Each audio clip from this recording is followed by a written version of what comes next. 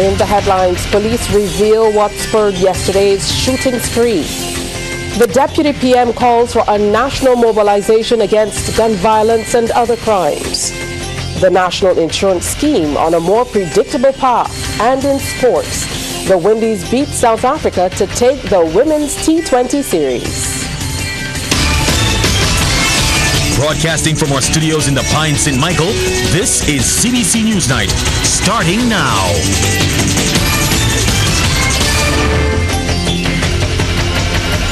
Good evening and welcome. Thank you so much for joining us. I'm Keisha Hines with the details.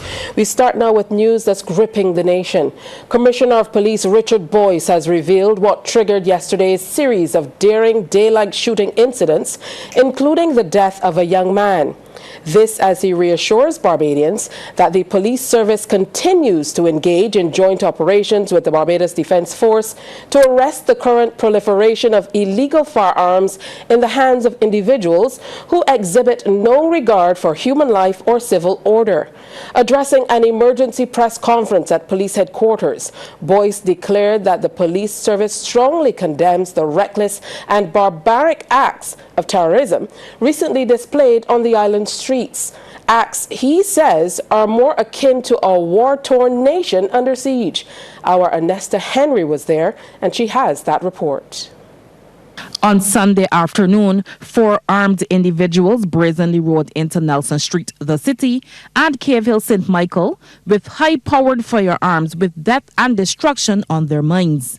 They discharged these weapons indiscriminately, causing extensive damage to buildings and vehicles, taking one life and wounding another person who remains hospitalized at the Queen Elizabeth Hospital. Commissioner Boyce says that there were a series of events that began on Saturday during a social event held at a nightclub in St. Lawrence Gap. A patron, in an effort to bypass mandatory security checks, handed an illegal firearm to a co-host of that event, an individual not subject to search, to keep in his possession. That co-host, in turn, transferred the firearm to another individual. When the patron attempted to retrieve the weapon, he was informed that it had already been handed over to someone else. Enraged by this, the firearm owner, along with others, went to the residence of the event co-host and opened fire on his residence in the early hours of Sunday morning. Commissioner Boyce says subsequently, the firearm owner, supported by a group of friends believed to be members of a gang, initiated a series of retaliatory attacks targeting rival members known to frequent Nelson Street and Cave Hill areas. He says that these were deliberate and coordinated acts of violence rooted in gang warfare. The unfolding events of the past 2 days should leave no doubt as to the gravity of the threat we now face. We are dealing with armed gangs warring against each other in public spaces and placing innocent lives at risk. This must strengthen our collective resolve, the collective resolve of all law-abiding citizens to support law enforcement in our national effort to uproot these criminal elements. Mr. Boyce says that the Barbados Police Service and the Barbados Defence Force have joined forces to confront and suppress gang activity and all forms of domestic terrorism. We will move with urgency, implementing enhanced strategy to rid the country of such behaviors. We fully understand the fear and anxiety that the country is experiencing at this time. Let it be clear, we are not throwing up our hands in the air. We are not surrendering to this threat. Commissioner Boyce says government continues to give 100% support to the Barbados Police Service. Anesta Henry, CBC News. And a joint plea has been made for national mobilization against the rising gun violence, drug abuse, and social breakdown. The plea from Deputy Prime Minister Santia Bradshaw, who was speaking during a Barbados Labour Party Christchurch East branch meeting last evening at St. Christopher Primary School. She says crime is no longer a statistic and laments how painful it is to hear of yet another shooting. We know it's not going away, and we know that we are doing what we can from the outside of the Barbados Police Service, certainly, and all of the other programs to try to stem the issues that we are facing. But I want you to understand that in all of the efforts that we may be doing, we call it a whole of government approach, a whole of country approach. But the reality is that while we continue to speak in these words, people are dying. And the question is, what are we going to do about it?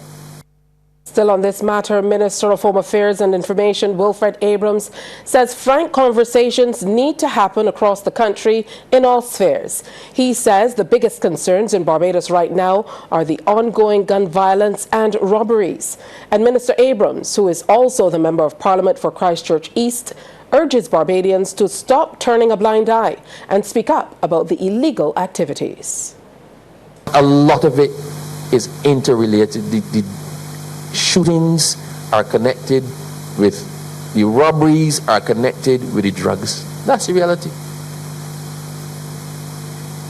We as a government can try as much as we want. But for the law to be preventative and for prevention measures to happen, then all of us need to buy in. Let's shift focus now. The National Insurance Scheme is now on a more predictable path. Word of this from Minister in the Ministry of Finance, Economic Affairs and Investment, Ryan Strawn, as he addressed the Caribbean Association of Pension Supervisors, or CAPS, conference and annual general meeting at the Hilton Barbados Resort today. The minister says a mechanism has also been put in place 2 years ago, which should bring yields in the coming years for pensions, as well as the National Insurance Scheme, and could also be of assistance to the region as we go forward. Trevor Thorpe was at the opening day of the conference, which brings together regional and international stakeholders, and he files this report.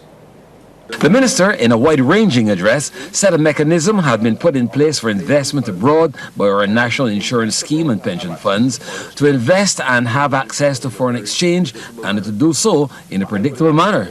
He said he would prefer to see the investments made in the region. So the issue is, how do we ensure that other regulators, whether Jamaica or Trinidad or any other of the countries represented here, how do we create the framework that allow our pension funds to invest collectively across the region, helping to build the very resilience that we know that we can build? Because I can tell you, whenever you travel outside of the region, you can see how the Caribbean still continues to help countries develop their infrastructure. And that is something that we need to examine very carefully. The minister said the time had come for us to take corrective measures in order to help ourselves. We are sending too much money abroad, helping to build infrastructure in other people's countries, and then we are saying in the region that we don't have enough resources to be able to address the problems that still continue to face us. The solution to part of that is, how do we come together as regulators to create a common framework for investing in our region? The minister told the conference, while pension funds are the largest investor class in the region, we must make sure we put in place a framework to help build our economies, such that our young people will be encouraged to have a few more children, such that our businesses will see the benefits of being able to provide more or a more balanced family arrangements in terms of paternity leave and maternity leave and those types of things which are critical, such that any immigration policy that we may put in place either in Barbados or across the region, that there is robust growth supporting that there's a mechanism whereby the collective investment that you as regulators can accommodate across this region will help us to be able to shift the growth trajectory of this region significantly. Minister Strawn said being flexible and agile is important for the continuity of the initiatives in place. The CAPS conference will go into its final day tomorrow. Trevor Thorpe, CBC News. Coming up, the DEM devising a plan to help DEOs. That's all next. The Department of Emergency Management, DEM, will be developing a 3-year action plan to guide district emergency organizations. Liaison Officer Selwyn Brooks says the plan will allow for greater engagement in young people, people with disabilities, in building community resilience, enabling and ensuring the sustainability of the DEOs. He says what will be outlined in that plan of action will be discussed at a conference sponsored by First Citizen Barbados Bank Limited, scheduled to be held on Wednesday at the Lloyd Erskine Sandiford Centre. Approximately 106 delegates will be discussing several topics relating to getting more young people involved with DEOs. We currently have approximately 900 persons registered, but it is our intention that over the next 3 years that we can motivate to see at least 600 other persons joining, because if we're looking at the sustainability of the district emergency organization and the important role that they play in assisting the Department of Emergency Management to build higher levels of community resilience, we must make sure that we analyze what we are currently doing and seek to formulate ways and means of how we can improve and sustain the organization going forward. President of the Barbados Council for the Disabled, Patricia Blackman, says people with disabilities are pleased to be involved in the initiative. Whenever you speak about community-based, anything to do with community-based, and in this instance it's community-based resilience and also risk management. And the inclusion of persons with disabilities or other persons with any challenges is noteworthy. This is an opportunity where we are able to have the voices of persons with disabilities in the arena of other persons. Families facing difficulties are being referred by the courts to counseling to agencies such as Parados. That's according to counseling coordinator at the Parent Education for Development in Barbados, or Parados, Terry Best Thompson.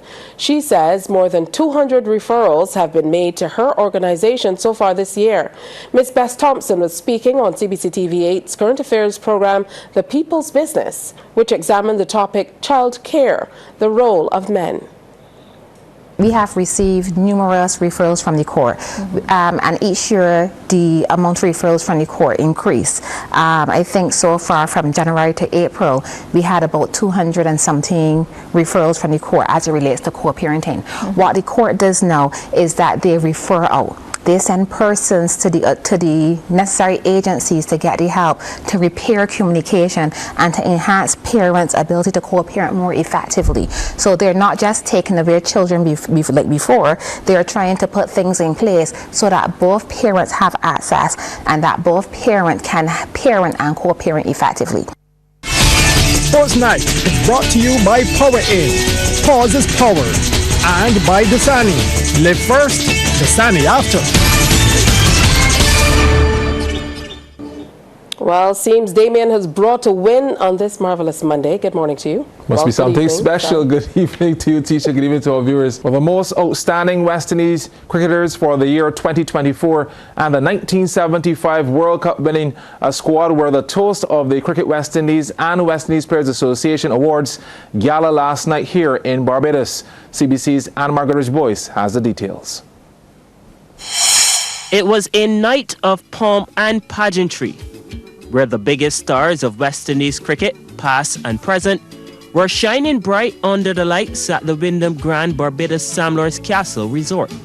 The event was the 8th Cricket West Indies Players Association's Awards, a dazzling gala to celebrate and honor the Caribbean heroes of the game, and also pay stirring tribute to one of the greatest triumphs in cricket history, the 50th anniversary of the West Indies' legendary victory at the inaugural ICC Men's Cricket World Cup in 1975. Red carpet glamour and an air of prestige provided the backdrop of heartfelt speeches and an electrifying energy as players, legends, officials, and supporters came together for a night like no other.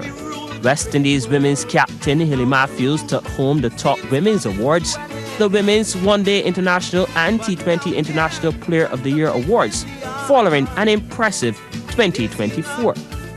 Meanwhile, Guyanese fast bowler Shamar Joseph was named Test Player of the Year. Fellow pacer Alzari Joseph was also in the winner's row, claiming the award for Men's T20 International Player of the Year, while white ball captain Shea Hope captured the Men's One Day International Player of the Year award. On the domestic front, Nicholas Puran was named Regional T20 Player of the Year, while Mikael Louis won the award for West Indies Championship Player of the Year, while Justin Graves was named the CG United Super 50 Cup Player of the Year. Kaisia Knight took the CG United Women's Super 50 Player of the Year award, and Fiona Milliton claimed the Cricket West Indies T20 Blaze Player of the Year award. Cricket West Indies CEO Chris Darren revealed that the regional board is in the process of creating a new vision to develop cricket in the Americas. We are announcing our intention to spearhead the formation of the Federación de Cricket de las Americas, or FECA. I hope I got my Spanish right. A collaborative body to coordinate the already phenomenal growth of cricket across all the Americas. Prime Minister Motley, in her address, lauded the 1975 World Cup winners, called for the history of West Indies cricket to be more prevalent in schools. This 1975 team, in the history of the post-independence era of the Caribbean, has done more to unify us as a people than many, many other activities that we have pursued together. But yet, as you said, it's not being taught in our schools. At the end of the night, excellence on and off the field was appreciated. Each member of the 1975 World Cup team will receive US $10,000, and fans were encouraged to rally around the West Indies, now and forever. Anmar Goodrich Boyce, CBC Sports. Barbados' transition to a green economy is gathering pace. Director, Natural Heritage Department, Ministry of Environment and National Beautification, Green and Blue Economy, Steve Devenish, says government is partnering with the United Nations Development Programme to make this possible.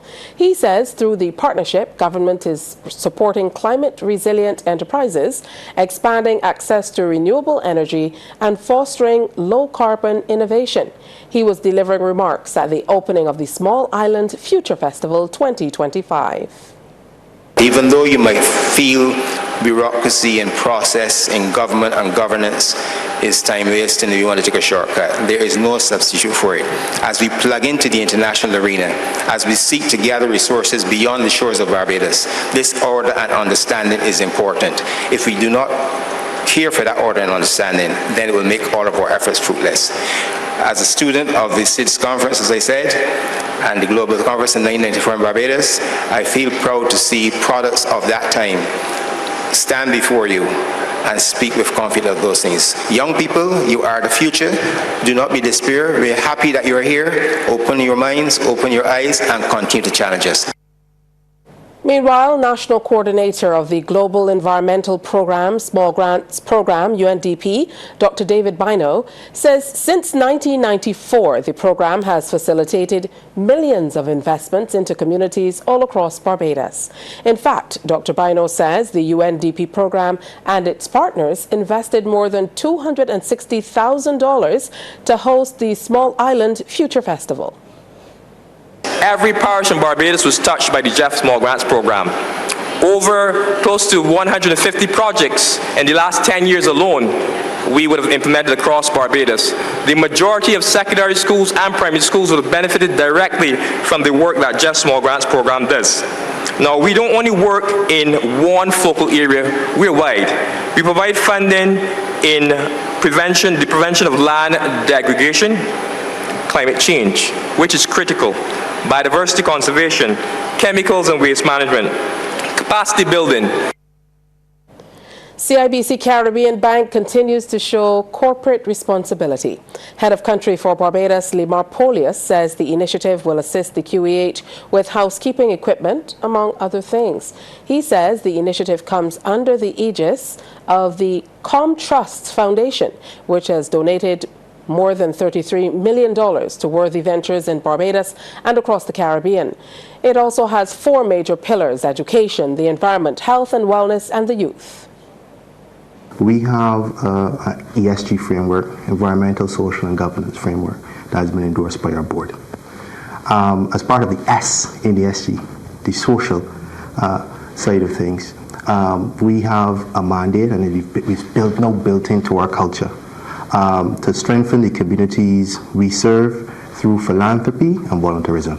Okay, so it aligns with our overall corporate strategy and framework and our value system.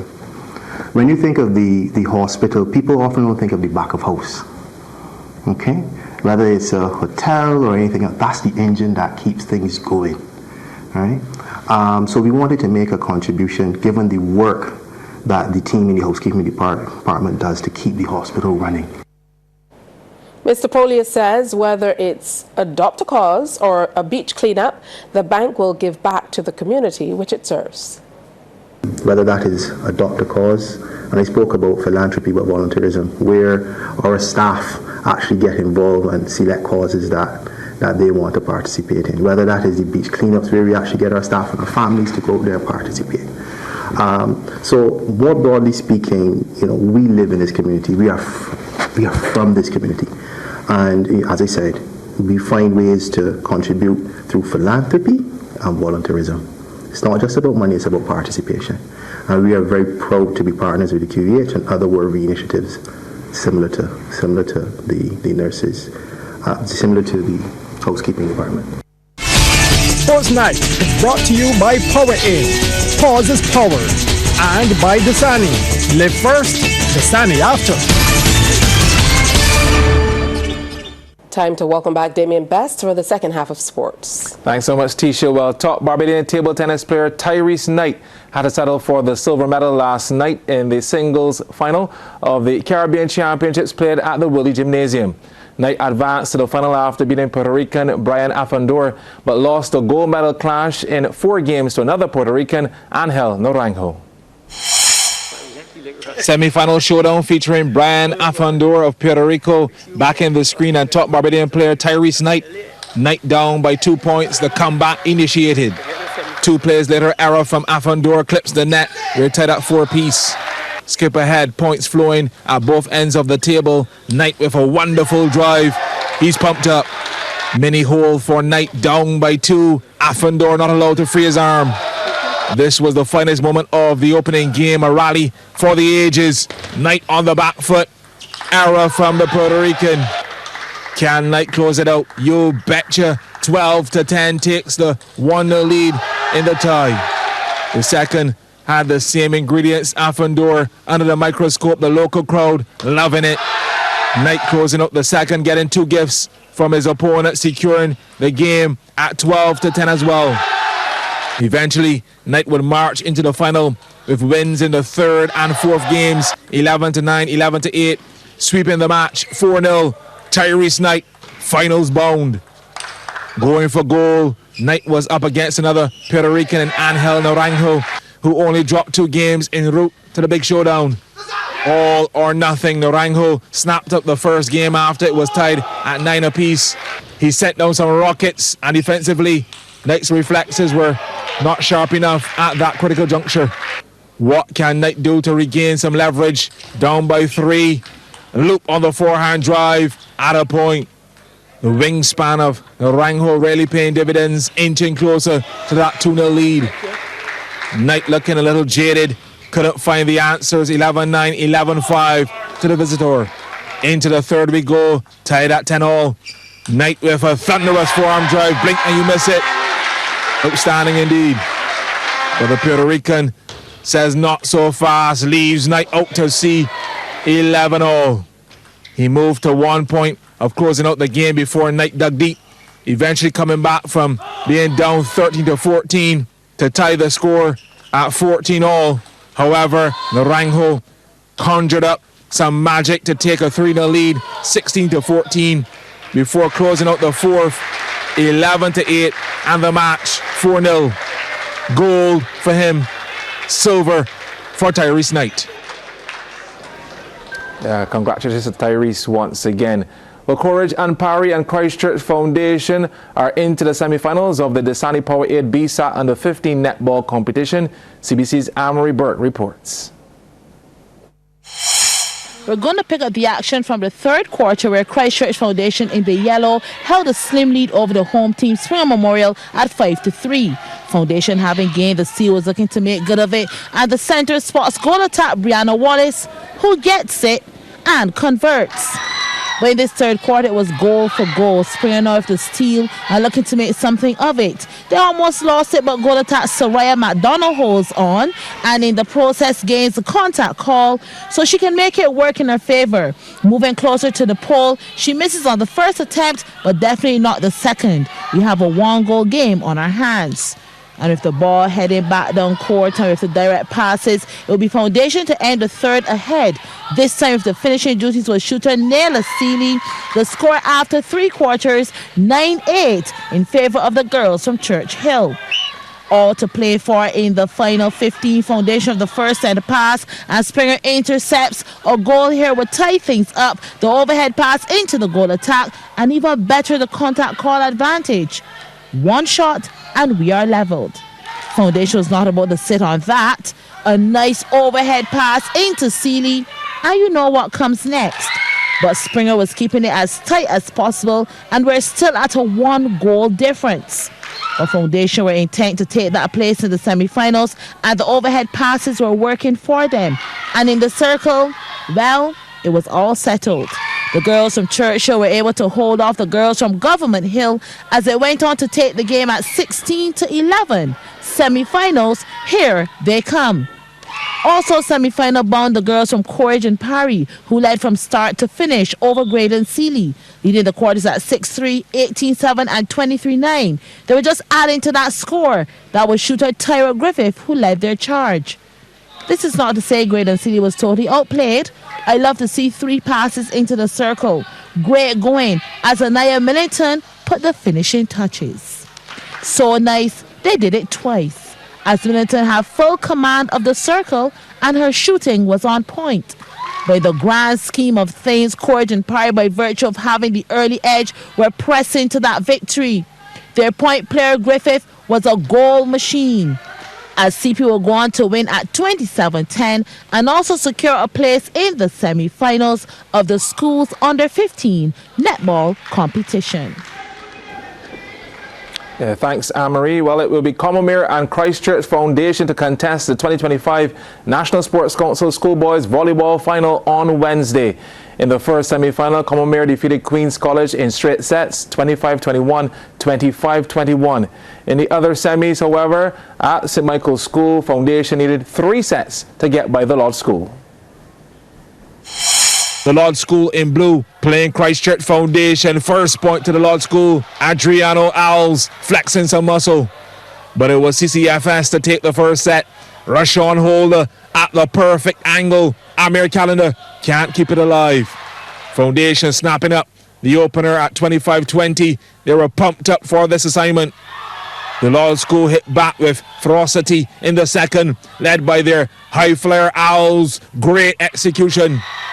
All sides proving fruitful. Shea Jones coming to the party from the right. The Lord School creating a blockbuster finish by claiming the second set at 25-13. The third, a real seesaw battle. Both teams desperate to book their ticket to the finale, displaying that grit when the pressure was on. But there could only be one winner. CCFS, fine margins, but they got the win, doing it in 3. 25-20, 13-25, 20-18. They are through to the boys' final. Well, that signals the end of the news. Thank you so much for spending your time with us. On behalf of our entire crew, do enjoy the rest of your night.